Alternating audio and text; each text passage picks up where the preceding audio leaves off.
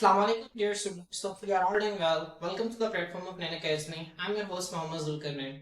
तो स्टूडेंट्स आज के इस वीडियो के अंदर हम पिछले लेक्चर वही कंटिन्यू करेंगे। इससे पिछले लेक्चर के अंदर हमने क्या किया, हमने स्टडी किया कि रिलेटिव एटॉमिक मास को आइसोटॉपिक अबंडेंस की मदद से किस तरह से कैलकुलेट करते हैं, और साथ स्टूडेंट्स हमने उसके क्रिप्टॉन की एग्जांपल को स्टडी किया। स्टूडेंट्स आपने क्या करना है, आप लोगों ने क्रिप्टॉन की रिलेटिव अबंडेंस को और उसकी जो आइसोटॉप के मैसेज हैं उसको अच्छी तरह से याद रखना है। आपको पता होना चाहिए क्रिप्टॉन के 5 आइसोटॉप्स होते हैं, ठीक है। उसके एटॉमिक मैसेज का आपको पता होना चाहिए। पहले आइसोटॉप का मैस 80 है, दूसरे का 82, मतलब आप ये ध्यान रखें 80 के बाद 81 नहीं है, फिर दूसरे का 82, तीसरे का 83, चौथे का 84, पांचवें का 85। उसके बाद उसकी अबंडेंस क्या है, पहले आइसोटॉप की अबंडेंस 2%, सेकंड की क्या है 12%, थर्ड की क्या है 12%, फोर्थ की क्या है 57%, और लास्ट वाले की 17%, ठीक है। तो आपके अबंडेंस का पता होना चाहिए, आप लोगों को ये जुबानी भी आनी चाहिए, ठीक है। तो स्टूडेंट्स आज हम सैंपल एग्जांपल 2 को स्टडी करते हैं, जिसमें वो कहते हैं कैलकुलेट करें रिलेटिव, ठीक है, relative atomic mass of light isotope of chlorine when is relative atomic mass is taken as 35.45। अब स्टूडेंट्स यहां पर वो कहना क्या चाहते हैं, हम सबसे पहले ना क्लोरीन के मुताबिक थोड़ा सा डिस्कस करते हैं, फिर हम एग्जांपल की तरफ आते हैं। क्लोरीन के स्टूडेंट्स में दो आइसोटोप्स होते हैं, एक को कहते हैं क्लोरीन 35 और एक को कहते हैं क्लोरीन 37। जो क्लोरीन 35 इसका वजन कम है, इसको हम लाइट आइसोटोप भी कहते हैं। क्लोरीन 37 इसका वजन ज्यादा है, इसको हम हैवी आइसोटोप भी कहते हैं, ठीक है।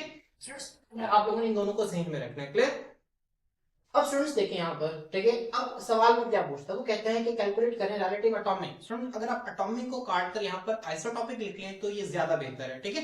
स्टूडेंट्स को कहते हैं कि रिलेटिव आइसोटॉपिक मास आपने कैलकुलेट करना है किसका, लाइट आइसोटोप ऑफ क्लोरीन का। अब क्लोरीन का लाइट आइसोटोप कौन सा है, क्लोरीन 35।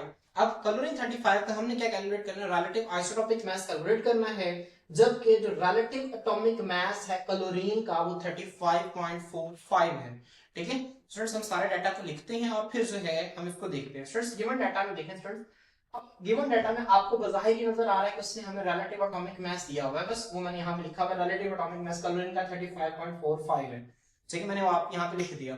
अब स्टूडेंट्स इनकी रिलेटिव अबंडेंस आप लोगों ने खुद याद करनी है। हो सकता है कि एग्जामिनर ने आपको पेपर में दे देगा, हो सकता है वो पेपर में ना दे, आप लोगों को खुद पता होना चाहिए, ठीक है।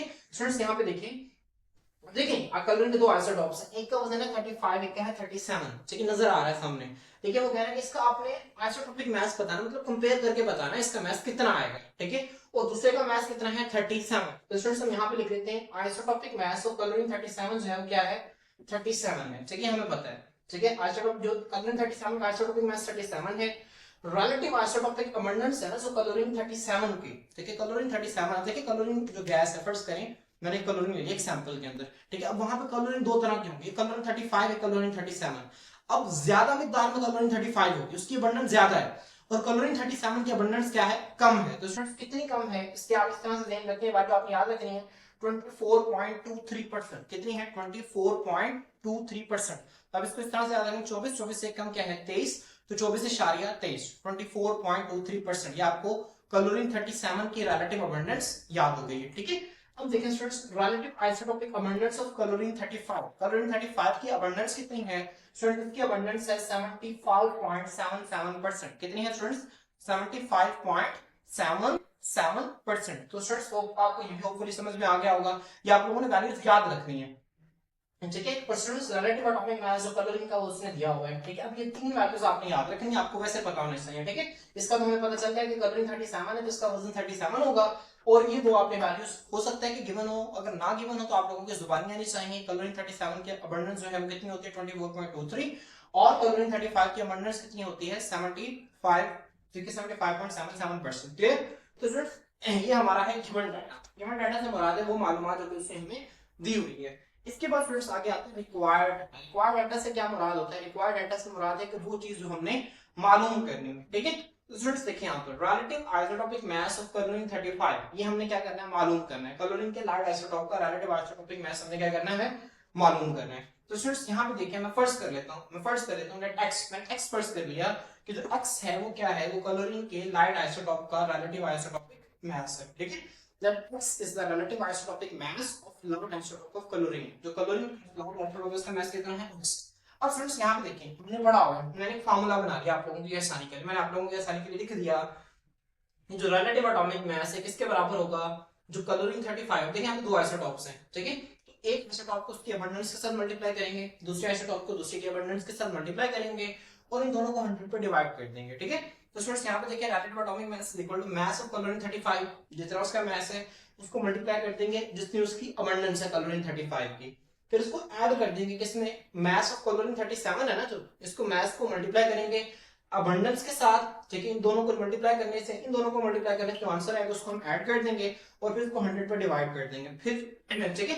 तो स्टूडेंट्स ये मैंने आप लोगों के लिए एक फार्मूला बना लिया। अब देखिए स्टूडेंट्स यहाँ पर वो कहता क्या है, यहाँ पर रिलेटिव एटॉमिक मास तो उसने हमें गिवन है, ठीक है, रिलेटिव एटॉमिक मास उसने दिया हुआ है हमें। अब स्टूडेंट्स यहाँ पे वो ये वाला चीज मालूम करना चाहता है, ये वाली चीज है ना जो मालूम करना चाहता है, तो हमने क्या किया स्टूडेंट्स, रिलेटिव एटॉमिक मास मैंने यहाँ पे लिख दिया 35.45, ठीक है, क्या है स्टूडेंट्स 35.45, फिर यहाँ पे लिख दिया, उसके बाद इज इक्वल टू का साइन है, उसके बाद मास ऑफ क्लोरीन 35 कितना है स्टूडेंट, ये हमें मालूम करना है, मैंने फर्ज करना है क्या है, ये x है, ठीक है, ये स्टूडेंट क्या है, ये x है। उसके बाद इसकी मल्टीप्लाई किया अबंडेंस के साथ, क्लोरीन 35 की अबंडेंस कितनी है 75.77, ठीक है, स्टूडेंट्स क्या है प्लस प्लस। अब स्टूडेंट्स हम क्या लिखेंगे, मास ऑफ क्लोरीन 37, क्लोरीन 37 का मास कितना है 37 है, ठीक है स्टूडेंट्स, आपको यहाँ पे नजर आ रहा है, तो ये क्या होगा स्टूडेंट्स 37, ठीक है। अब देखें स्टूडेंट्स यहाँ पर नेक्स्ट वैल्यू क्या है स्टूडेंट्स, अबंडेंस, क्लोरीन 37 की अबंडेंस क्या है, अगर आप यहाँ पे देखें इसकी अबंडेंस है 24.23, कितनी है स्टूडेंट्स 24.23, और इसको हमने डिवाइड कर दिया 100 पर। अब स्टूडेंट्स यहाँ से हमने क्या करना है, x की वैल्यू निकालनी है, ठीक है। अब स्टूडेंट्स वहां पे देखें आसान इसको सॉल्व करेंगे, 100 वहां पे डिवाइड हो रहा है, इधर आके क्या हो जाएगा मल्टीप्लाई हो जाएगा, ठीक है। तो यहाँ पे स्टूडेंट्स 100 इसके साथ मल्टीप्लाई होगा और ये एज इट इज वैल्यूज नीचे आ जाएगी। अब देखें स्टूडेंट्स यहाँ पर 75.77, ये इसके साथ मल्टीप्लाई हो गया, ठीक है, और प्लस अब फ्रेंड्स 37 को 24.23 के साथ हम क्या करेंगे मल्टीप्लाई कर देंगे, तो चलिए मल्टीप्लाई करके देखते हैं क्या आता है, 37 मल्टीप्लाई बाय 24.23, फ्रेंड्स हमारे पास आंसर आता है 896.51, ठीक है, क्या आता है 896.51। अब स्टूडेंट्स जब इसको इसके साथ मल्टीप्लाई करेंगे तो क्या आएगा, ठीक है, ये स्टूडेंट्स इन दोनों को मल्टीप्लाई करने से हमारे पास क्या आता है 3545, ये वैल्यू आती है, ठीक है। अब स्टूडेंट्स देखिए यहाँ पर फिर वही 75.77 x प्लस 896.5, अब स्टूडेंट्स यहाँ पे देखिए प्लस 4 इधर आके क्या हो जाएगा माइनस हो जाएगा, ठीक है। तो हम क्या करेंगे इस वैल्यू में से इसको क्या कर देंगे माइनस करेंगे, ठीक है, और फ्रेंड्स ये वैल्यू इसी तरह से ये नीचे आ जाएगा 75.77x।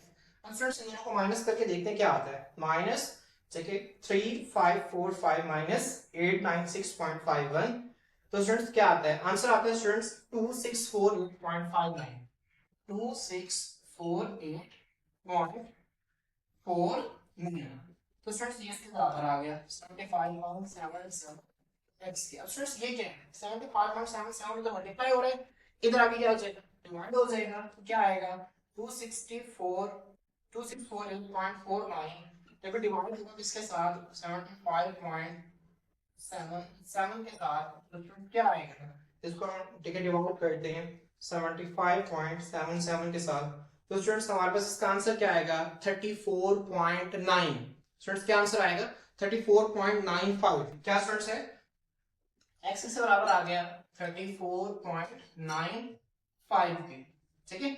तो स्टूडेंट्स ये x की वैल्यू हमारे पास आ गई, होपफुली आप लोगों के भी यही वैल्यू आई होगी। तो स्टूडेंट्स ये आप लोगों के एग्जांपल थे जिसको हमने सॉल्व किया, इसको दोबारा रिपीट कर देता हूं। उसने स्टूडेंट्स हमें क्लोरीन के रिलेटिव एटॉमिक मास ये चीज हमें दे दी थी, उसने कहा था कि जो लाइट आइसोटोप है ना इसका आपने क्या करना है रिलेटिव एटॉमिक मास, ठीक है, हमने अपनी आसानी के लिए से रिलेटिव आइसोटोपिक मास कर लिया, क्योंकि रिलेटिव आइसोटोपिक मास की हमने डेफिनेशन पहले पढ़ी थी ना, इंडिविजुअल आइसोटोप का जो वजन होता है उसे रिलेटिव आइसोटोपिक मास कहते हैं, ठीक है। तो यहां से हमें बात समझ आ गई कि लाइट आइसोटोप का हमने वजन मालूम करना है, ठीक है। उसके बाद स्टूडेंट्स ये तीन चीजें हमने याद रखनी है, ठीक है, रिलेटिव अबंडेंस आपको पता होनी चाहिए, ठीक है, क्लोरीन 37 की कितनी है, क्लोरीन 35 की कितनी है, आइसोटोपिक मास क्लोरीन 37 का कितना है। उसके बाद स्टूडेंट्स ये रिक्वायर्ड डेटा ये था, हमने क्लोरीन 35 के लाइट आइसोटोप के रिलेटिव आइसोटोपिक मास कैलकुलेट करनी थी, फिर इसके बाद स्टूडेंट्स की सॉल्यूशन है और लास्ट में हमारा जो है ये वजन आ गया, ये किसका मास है, फिर हम लास्ट पे रिजल्ट लिख के ना यहाँ पे आप लोग क्या करें रिजल्ट लिख देंगे थस, ठीक है, क्या लिखेंगे the relative isotopic mass of light isotope of chlorine is 34.95, ठीक है। तो स्टूडेंट्स होपफुली आपको इसकी समझ आ गई होगी। अब स्टूडेंट इसके बाद जो है वो एक और एक्सरसाइज गिवन है, हम लोग उसको देखते हैं। Calculate relative atomic mass of lead. Students lead Pb, ठीक है, इसको Pb इसका सिंबल है, इससे रिप्रेजेंट करते हैं लेड को। हमने इसका क्या करना है, रिलेटिव एटॉमिक मास कैलकुलेट करना है। तो कहते हैं isotopic abundance of isotopes are 2.0, 24.0, 22.0, 52.0 respectively.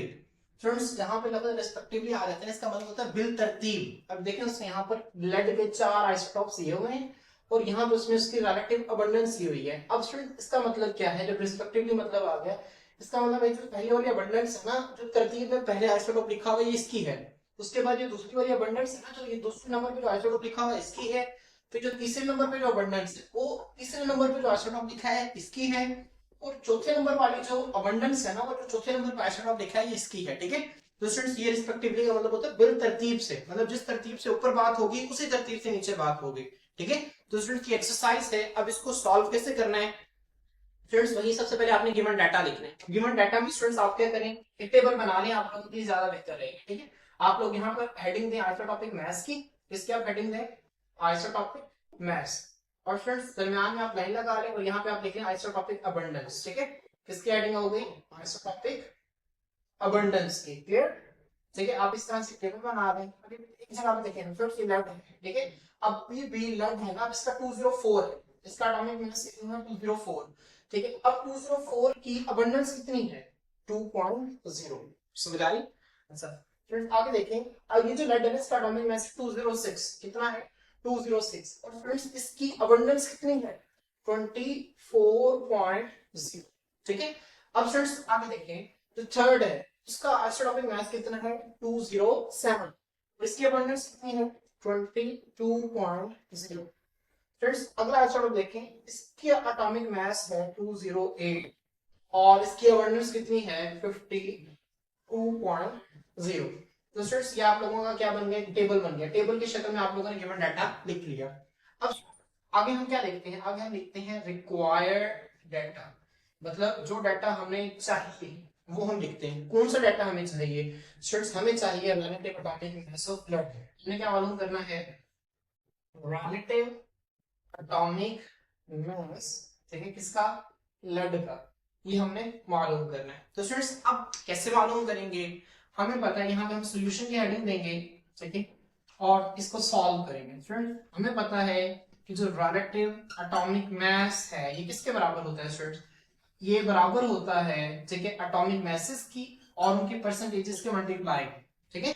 होता क्या है, m1p1 याद है ना, m1p1 प्लस m2p2, जो पहले एक आइसोटॉप का जो मास है उसको उसकी अबंडेंस के साथ मल्टीप्लाई करना है, फिर उसके अंदर जमा कर देना है दूसरे आइसोटॉप को उसकी अबंडेंस के साथ मल्टीप्लाई करके, ठीक है।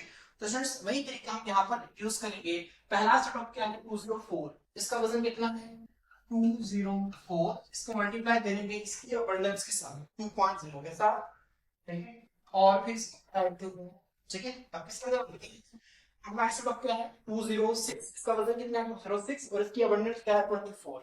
तो फ्रेंड्स यहां पर हम लिखेंगे 206 मल्टीप्लाई बाय 24।